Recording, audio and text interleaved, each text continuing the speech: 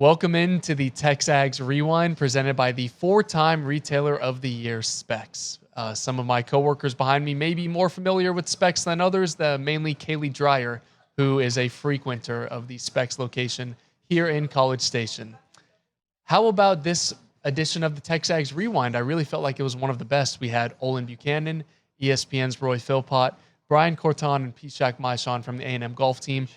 And, of course, Billy Liucci. Billy, thumbs down, middle, or thumbs up of this episode? That would be a great thumbs up. He said I did a great job. Thank you for those kind words, Billy. Anything else you would like to add? Maybe a video on your phone? All right. Well, make sure you check out this edition of the TexAgs Rewind. What they're saying is the A&M running back room projects to be elite. Yep. And look, A&M has an all-SEC running back, Le'Veon Moss. He was all-SEC, even though he only played in five SEC games. Yes, he played against South Carolina, but what he play? What do you have, one carry and a reception, something like that? So, that was not really representative. He was on his way to a 1,000-yard year, and he's going to be healthy. Look, again, Give me Ruben Owens with him. Well, and people forget Ruben Owens, what he showed us as a freshman, and what the buzz about Ruben Owens was going into camp. Yeah. Last year before he got hurt. So look, he's an explosive guy. I don't care if they finish 30th on the list if they win games. I don't care if they finish second if they're not winning games. It does not matter to me. It's about winning games. But I do think that backfield somewhere between the 4 and 8 range seems pretty fair based on some unknowns. The unknown of how Le'Veon's going to look coming back. But if he hits 80% of what he was, and Ruben Owens, I don't know, what would be, not 80% of what he was, but let's just say Ruben Owens gets to what the form was, and I think Le'Veon's going to be 100%. Yeah, well, he told me he is. Yeah. No, players almost always say that. Ruben Owens, we haven't even seen 10% of Ruben Owens. We have not. Ruben Owens can be. I mean, and we know what Amari Daniels is. If Amari Daniels is your third option, that's all you need to know. He had 590 yards, I think it was, 2 years ago, 650 or 660 this past year. Had a 60-yard touchdown run against the nation's 16th ranked defense last year, South Carolina. Right. So, and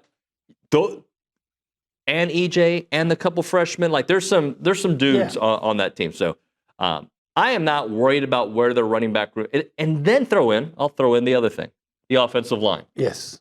I think another year with Marcel Reed and Colin Klein, like my conversations with Colin Klein over the years, he's going to build the offense around the quarterback and the skill set that he has. And he's got, I think, some interesting weapons, wide receiver this year with the NC State transfer coming in. But the development of Marcel Reed with Colin Klein and how that kind of all intertwines, to me, you get a head start this year knowing that he's going to be the guy. So I'll take my chances with that duo. And look, I can't speak enough about Colin Klein and his approach and his cerebral nature to the game. Just going back to his days at Kansas State and the different quarterbacks that he had, and was always blown away by his approach. That will win in Aggie land. That will take the next step this year, in my opinion. Now, what that looks like with the schedule, what that looks like in terms of getting to the college football playoff. All right, you're going to have to win some close games and some tough games. We know that and understand that. Some years it's going to happen, other years it isn't. But I think you have to be very optimistic in a reasonable way, in a logical way, for the first time in a long time with what Elko does, with his approach, with some of the pieces you have coming back, with Colin Klein, with a couple of defensive transfers. Like, you can see the groundwork being laid. It's like, okay, now when does that next step occur? And I know Aggie fans they're impatient, and you've been close before. This is the right approach with Mike Elko, and those in college football know and understand that, and those that have spoken with him at length understand that. So very, very optimistic there. It's just, a break or two along the way, and this thing will get going the way that it needs to over the course of an entire season, not just in a 7-1 start. Hey, you've been good your whole time here, but this little stretch that I'm reading about, 10 of in your 8 of your last 9 events, you finished in the top 10. Just talk about being in that kind of zone, did you kind of were you expecting to be doing well each time, or you don't even think that way? I mean, I played bad in the fall just because I was thinking about the result before it even happened.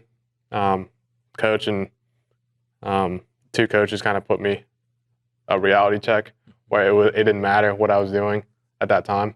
And I just kind of kept my head straight, tried to keep my head straight the whole spring, and it obviously worked out a little bit better. I didn't really expect much. It was just go put the best round I can on the board for the day and just live with it. That's the art of coaching, right? Like getting him out of their head. Don't let him sugarcoat it. He expects to play good every time he tees it up, and when he doesn't, he's darn grumpy. But like the really good ones are. But in general, just the way we went about it was, just trying to keep the main thing, and that was kind of our message to him. And when he kept the main thing, his golf and his talent, they rise, and that's really important.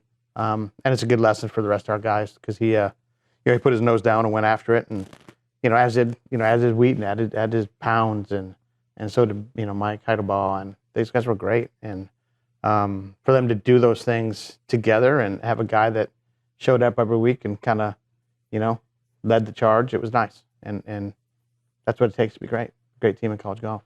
I've heard this about you, and it's living up to be true. You're a very focused individual. I assume that's part of the reason you haven't gone home, right? You've been home, twice in 4 years? Yeah, You're working. Yeah. No, he's right. I may have sugarcoated a little bit. I hate losing. I hate not being able to win golf tournaments. I know it's hard to win, but it just drives me even more. So CBS Sports has an article on grading first-year coaches and their roster. Mm-hmm. A&M got a very favorable grade. Okay. We got an A- on their roster. I thought it was, I'll give you some of the other teams, but I thought it was very nicely written about A&M. It says, how would McMillan fare at recruiting at a big boy job after arriving from Stanford with exactly zero high major experience of any sport on his resume? The answer is, as it turns out, just fine. The Aggies have assembled a competitive roster highlighted by 3 top 80 transfers and plenty of outside shooting. Goes on. He gives them an A-. Only one team got a better grade than them on this list. Who was it? Just out of curiosity. Out of curiosity, I have it written on a different page because it's going okay, slow. Don't worry about it. Is it NC State? It is NC State. Okay. It is. Yeah, it was NC State. No, he grades Texas on here and Maryland, by the way. Okay. Look, what they were able to do, and really, I said it before. It's Bucky and the staff he assembled too. He did that.